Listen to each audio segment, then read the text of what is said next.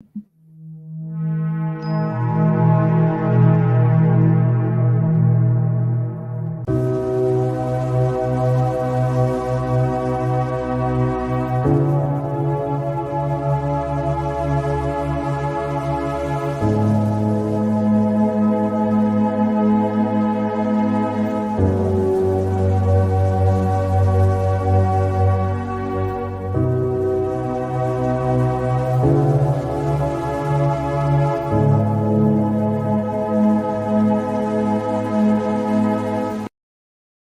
everybody, welcome back to this episode of Think Business Exclusives.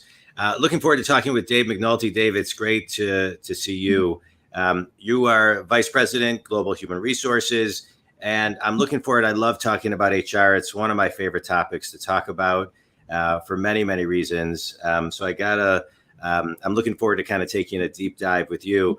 Think Community, as you know, I'm a business coach, and one of my missions is to I work with successful people and I get them unstuck. And the beautiful part about my podcast that I love is it gives the listener a minimum of one idea or tip to get them unstuck.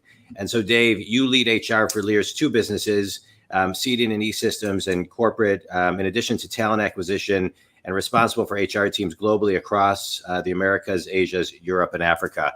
I want to dive in to talent acquisition because I think that is something that is one of the that as a business coach, whether I'm working with a solopreneur or a Fortune company, talent acquisition is one of the hardest things right now. And so can you talk a little bit about, what your process and how you're going about finding great talent? Yeah, absolutely. So I joined Lear in 2013. I came from a background of working mainly on the talent acquisition side in places like Honeywell, PepsiCo, Merrill Lynch, and earlier in my career, and Smith Barney. So I spent a lot of time working in big companies and mainly on the talent acquisition side. So it was kind of a good entryway to move to Lear to head up TA. One of the things that I was kind of first focusing on when we got here was moving away from the model of when you have an opening, off you go, call a search firm, spend 30-40% of the base salary and other costs for somebody that might be of uncertain kind of benefit. So what we focused on was building our own internal team. This was early on. LinkedIn existed, but this was early on in the days where people started to use LinkedIn as kind of a primary channel to find candidates. Yeah. So what we did was we found people, some of whom had worked in search and some of whom were HR pros that had other experience, and we built our own in-house recruiting team. What that meant was that in probably 85-90% of the cases, we did our own recruiting, used LinkedIn, used our best recruiters, which aren't our TA team, but they're our employees. We're now at the point where we have probably 35% of our hires coming from internal referrals. So it's great to have people coming in through search firms, accept the cost because it can be faster. Right. But when we do our own recruiting, it's fine. But what I've tried to do over the last 8 or 9 years is find people, especially at the VP level, that are around and available, that have the right skills that we need, that I can find through LinkedIn. And I was just talking about this yesterday because we're having a board of directors presentation quite soon. And one of the things we want to talk about is talent. What I do is I stay connected with our leaders of that I bring in. And I ask them pretty much 3 questions after they've been here a few months. How's it going? Who do you know? So I can steal their address book and get the best people that they know that they think, having been here a few months, that will fit with the culture. And then the last question I ask them is, what do you need? Mm-hmm. So we keep that connection. The answers are usually the same. It's going great. Yes, I know 1 or 2 people, and then they always forget. Then I have to bug them again, and I will eventually get the names. And the last thing is they usually come back after a couple of months to say, okay, what else do I need to do to grow? And then that's when we start focusing on their development, because hiring somebody in and not focusing on kind of how you can make them grow means that they're not really going to get to the way you want them to be. You're bringing them in because of their potential, not just because what they've done. So our focus is on getting to do that. Yeah. So that's kind of what we focused on, is kind of internal referrals, having an executive recruiting team that can go out and find people without using search firms. And then we assess the talent, which I'll talk about in a minute. But we've saved, I think this year, the cost avoidance by not using search is around about $6 million. Wow. So it's pretty meaningful. And we don't just do that in the US, we do that in everywhere else around the world too. Wow. I love that. I want to talk a little bit about investing in your people because I love when I hear people and companies talk about that. I think a lot of times people are not investing in their people to the extent that they should. You know, they're hiring because they're in a panic. Recruiting is not part of their day to day, and so they fill a seat, and then they're not really thinking about investing in that person because they weren't able to take the time to find someone who has even more potential. They're just filling a seat. And so can you kind of talk about a little bit about, you know, what you look for as far as the type of person that, you know, where that kind of gap in potential is that maybe the person you're hiring doesn't see, or, you know, and then how investing in them can bring out even more potential on an ongoing basis? Yeah, one thing that we always find is that the easiest thing to do once you have an opening, somebody leaves or somebody transfers or whatever, is, okay, well, let's go outside. And I think going outside to get people with fresh thinking and new ideas is great. But what you also need to do is you need to blend that with the people that you currently have within the company to make sure that what you never want to happen is for people to say, okay, the way to get on and the way to make more money and the way to grow is to leave and go somewhere else. And then you're left with even more turnover.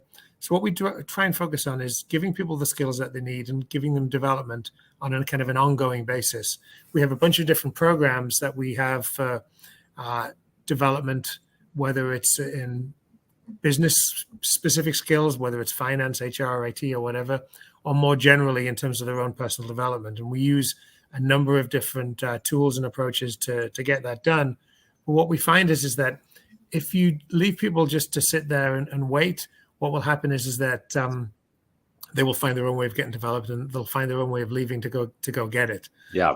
So what we really do is we don't do an annual review. By the time you get to an annual review, the chances of you kind of having constant connections with the employees to find out kind of what their development needs are, it's too late. You've wasted a year. So we've moved to something that we call talking points. So the formal process where you sit down and you're given an A or a B or whatever kind of meets expectations, it's kind of old-fashioned. We were pretty much the first firm to do that.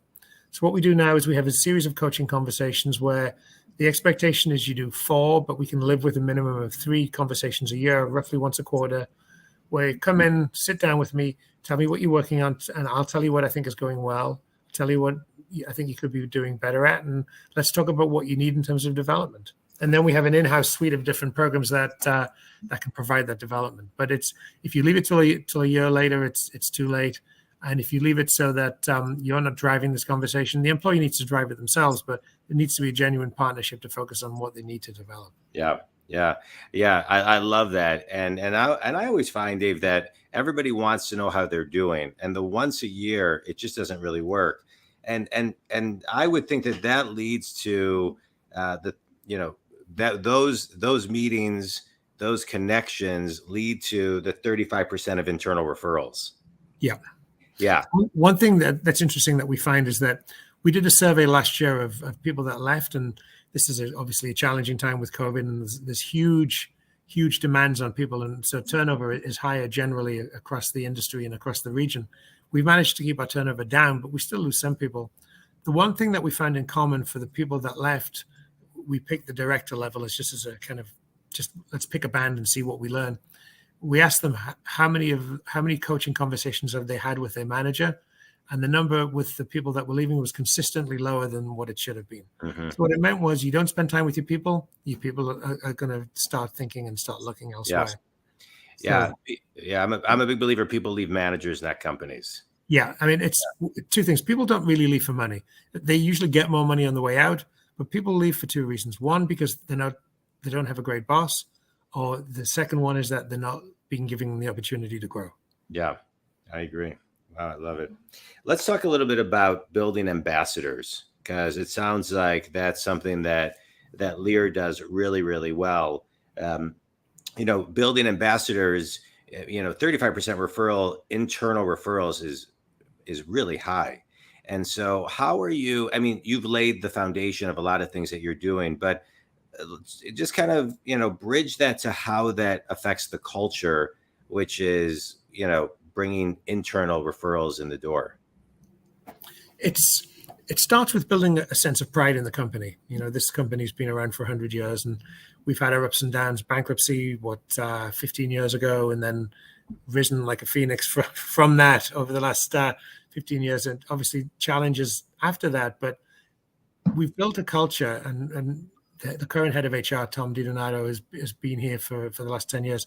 He's focused really like a laser on two things: talent and culture. You find the right talent, you build the right culture, people will stay. So what's happened is that with that focus, there's a sense of pride. It's kind of one of those things that you walk into a room and you see someone from Lear. We've gone from, I describe it as, especially joining post-bankruptcy in automotive, where people were kind of somewhat skeptical, sort of 10 or 15 years ago. People go from dubious to curious to interested. It's kind of getting them on that journey. Yeah. So you bring the right people in, you give them the right development, and then you go back to them on a regular basis to say, who do you know that's like you, that has your sense of entrepreneurship and that sense of enthusiasm and has the skills? Let us know. And we pay a referral bonus, but of a few $1,000 to people below kind of a certain level. And then for directors and VPs, we allow them to make a charitable contribution that we pay for, so that it's not just about kind of them making money to bring people in. But you find that the more people have a connection with the company, the more they want to bring people in. They want to bring family members in, and they want to bring friends. So the other issue you have to deal with that is that a constant priority for us is making sure we have a diverse workforce, especially in a place like Detroit, where there's a diverse workforce out there. So we want to make sure that we go out and find the best talent at all levels, from all types of backgrounds, and then make sure that when we bring in females and minorities in particular, that we encourage them to give us referrals more than anybody, so we can make sure that we have a genuinely diverse staff. I love it. You're talking about the connection that Lear has with his people. I want to rewind a little bit to, pre-1997 and your connection of what drew you to this career, this field, this, executive recruitment and talent acquisition and HR. I'm a big believer success is not a straight line. And, and I think right now, many people are trying to kind of find that fulfillment and, something that comes intuitively to them that they can make a career and monetize. So kind of take me back and how you knew this was kind of the career path you wanted to be on, because you've done it incredibly successfully. You've done it for a long time. So you obviously made the right choice. So now take me back to the beginning. Yeah, I think I can attribute it to two things. One, having the right bosses who allowed me the opportunity to do things I really wasn't qualified to do early on. And the second is identifying what I really was good at and what I really liked to do. So in my career, I've had three bosses that one hired me many years ago in the UK, and then hired me into another company after she left. Another one, I was working for Merrill Lynch in London. He gave me the opportunity to move to the US to work for the same company there at Merrill Lynch. Then finally, Tom, the CHRO that I work for now, he and I worked together for most of the last 27 years at PepsiCo, and then Merck Medco, and then American Eagle Outfitters, and then finally for the last 9-10 years at Lear. Having bosses that believe in you and that give you honest and direct feedback so that you can improve means that you can learn much faster, and you can course correct rather than just kind of go along doing what you're doing. The second thing is deciding and kind of thinking long and hard about what I was good at. A lot of recruiters are transactionally focused. They're asked to go find someone, they find someone, they move on. One thing I always found was that for every one person I hire, I meet 2 or 3 other people that could be good for a different role, could be good for a different department, or they could be good to refer other people. So I've always done a good job, because I'm a kind of a very social person, of connecting with people, staying in touch with people, so that when it comes to 6 months or 2 years later, when I get the call to say, do you know someone who might be good at this? I can call them, or more often to see if they know somebody, but more often it could actually be that person that could be right. But it's a matter of staying in touch and connecting with people, and realizing that I could connect with people at that level meant that was kind of the focus that I started on the TA side, and then learning how to do executive search, which is kind of a different skill where you're dealing with people at the top of the house. Learning about, there's kind of two things: making sure that you've got the right bar for talent so that you can identify talent. The second thing is momentum.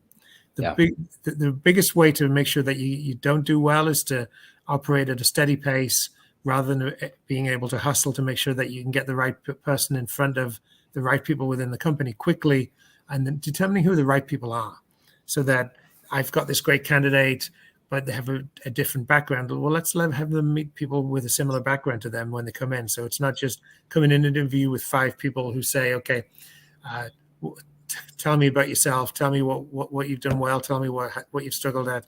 Tell me your weaknesses and other nonsensical questions.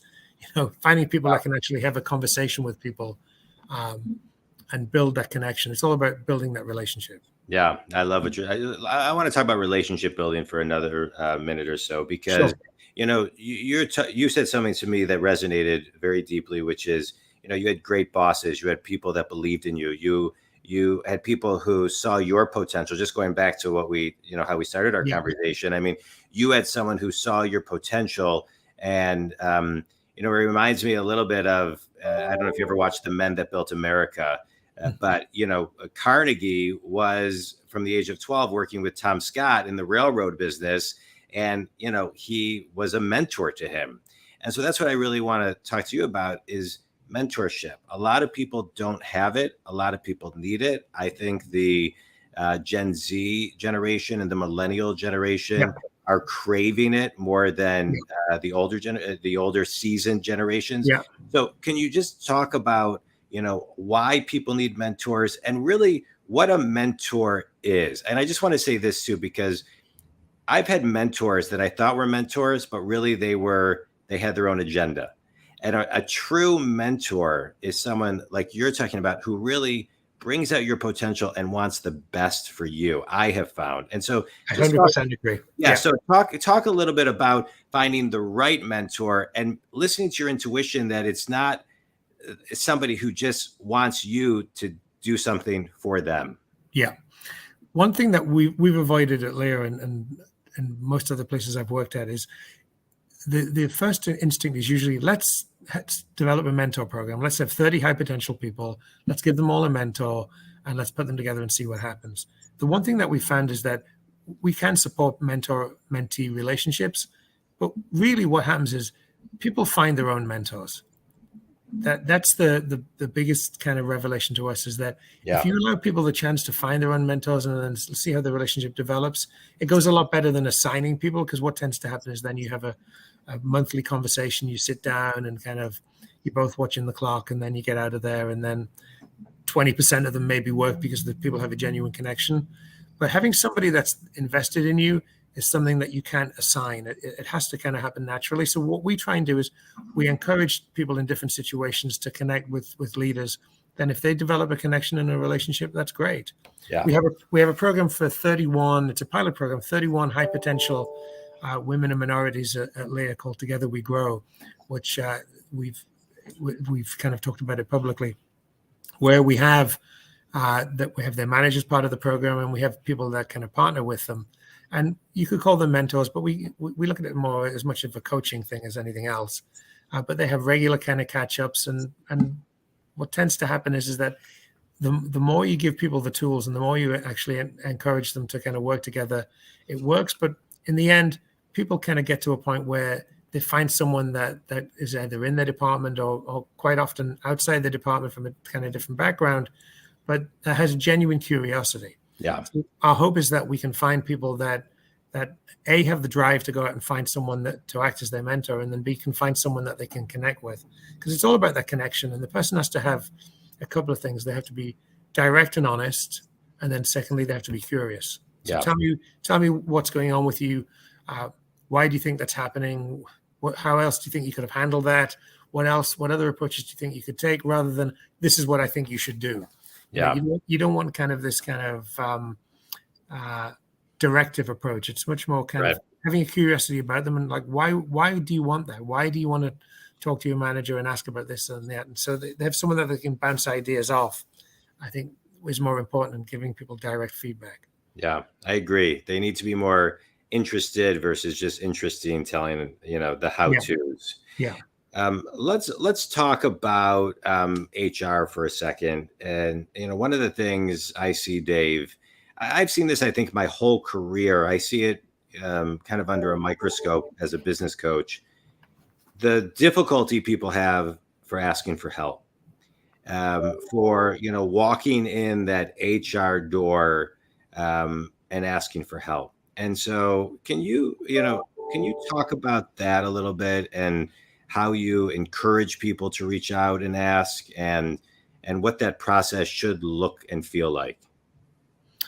Yeah, that's an interesting question. I think the days of people kind of thinking that HR is the place to go to if you need help is hopefully gone, in the fact that HR is just one place that they can go to. That's why you have your own manager. That's why you have a network of people that you work with, that you have the connection with, and people on the outside. I think that the most important thing is just having openness. That if you have HR people that, again, are curious, going back to having an interest and being open and approaching, what we're trying to do is we're trying to look at HR slightly differently than we've done in the past, in that we're looking at moving away a lot of our processes for compensation and benefits and a lot of the administrative and technical parts of HR into shared service groups. Into I'm actually sitting in the office I've just borrowed today for somebody who works in a shared service department. So outsourcing a lot of the process work, which means that it leaves the HR group to focus more on working with our employees and working with the teams on a much more kind of direct basis, not focusing on kind of day-to-day, putting that in a group that can be handled kind of, it's more efficient to do that when you've got a small group that can handle process after process after process. Yeah. And much more where you have the employees working together with HR without necessarily having to focus on the transactions. Yeah. So that frees them up so that they can focus more on building those connections.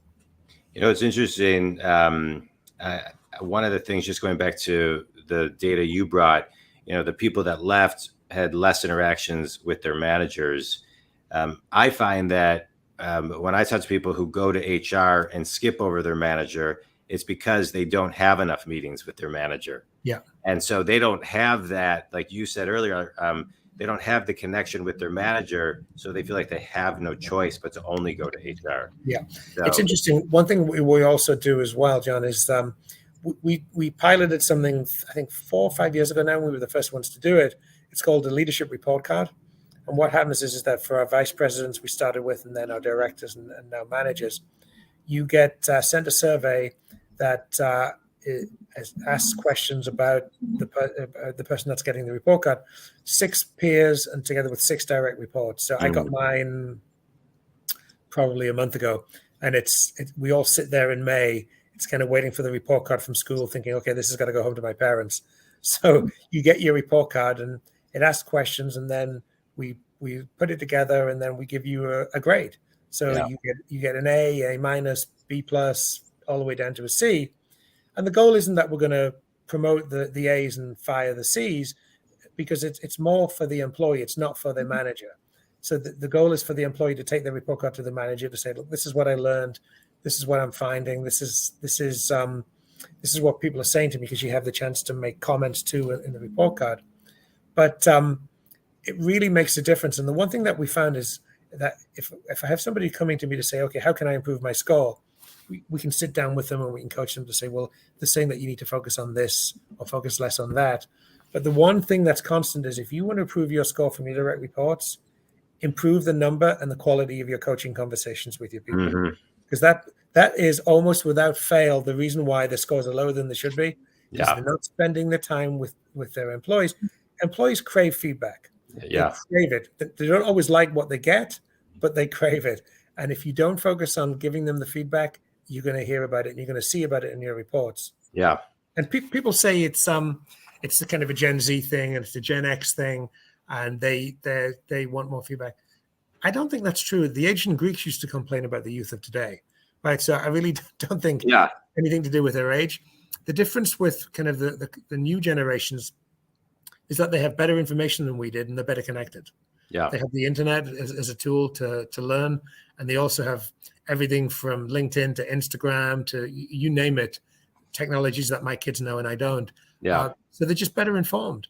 And one thing that they want to be is better informed about themselves, and they want that feedback. And if you don't give it to them, you'll hear about it. Yeah, no, I agree. I just want to highlight one thing that I love that you use the word feedback. So do I. I hear too many people use the word constructive criticism, and I always think it's just the word feedback is so much nicer to tee things up. I have one last question before I do a quick speed round with you, Dave. Yeah. You've mentioned a lot, we're the first to do this, we were the first to do this, et cetera. What does innovation mean to Lear?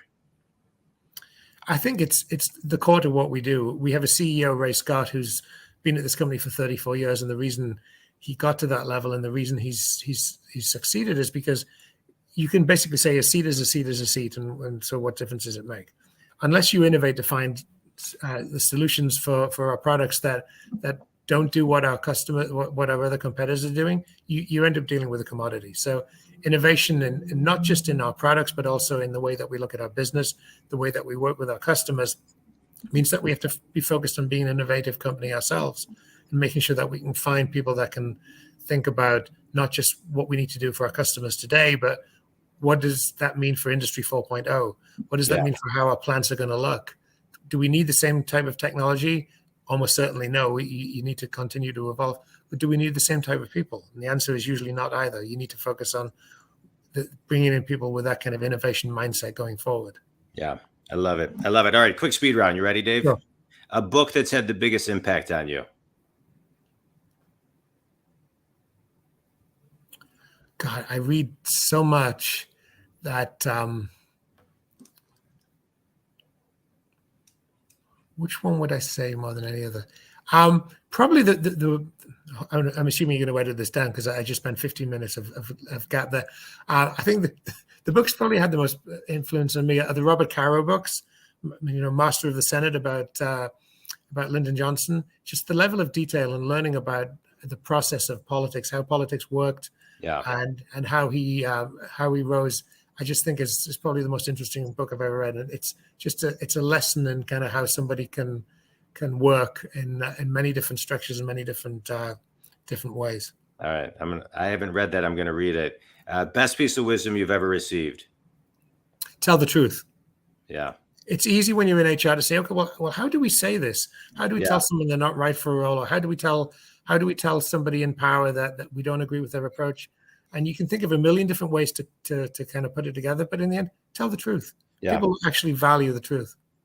I'll tell you a quick story. I've done almost 1,400 interviews. And one of my very first interviews on Think Business was I emailed Howard Behar, who was a former president of Starbucks. And he agreed to be on my show. He was my first guest. And he wrote a book called It's Not About the Coffee, or It's Not Just About the Coffee. I can't think off the top of my head. So I asked him, what was the most impactful part of the book? He had to lay people off, and he accidentally left the list. I think it was on the copy machine, but somebody got a hold of it. And so they had to have this emergency meeting on a weekend. I maybe, some of it maybe not completely, but they have an emergency weekend, and they were trying to figure out how to spin it and what to tell people. And the secretary said, why don't you just tell them the truth? So that's what he did. He got up there, thousands of people, and he told them the truth, and everybody was like, "Okay, we got your back now." We've been there. We've all done it. Correct. We've all made mistakes. You learn and you move on. Yeah, it's a great book. Finish the sentence. Last question. One thing every person can do to be more connected to their people is. Listen. Yeah, I love it. Dave, I appreciate your time. I love what I do as a business coach, and I love doing this podcast because I'm all about getting people unstuck. And when I interview people, especially in the HR world, who are so connected to the soul of the entire company, I love it because, if there's a theme here to get people unstuck, is Think Community is a question to ask yourself, in my opinion, how connected are you to, and then fill in the blank.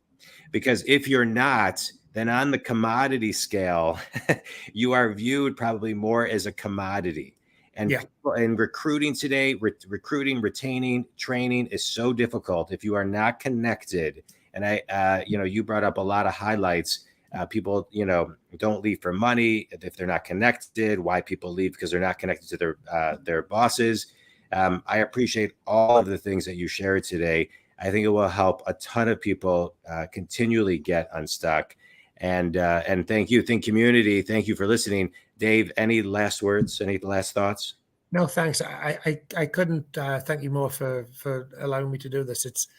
I love being part of something like this, because anything that can help people be a better leader, I'm more than happy to be part of. Yeah, no, I appreciate it. And tell people if they want to connect with you, or if they're maybe looking for a job, or however that may be, how can they connect with you, Dave?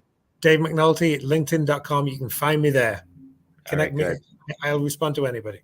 Awesome. Dave, I appreciate it. Think Community, thank you so much. Dave, a pleasure meeting you a couple weeks ago, and a pleasure getting to know you today. Thanks so much. Thanks, Jon. Appreciate it.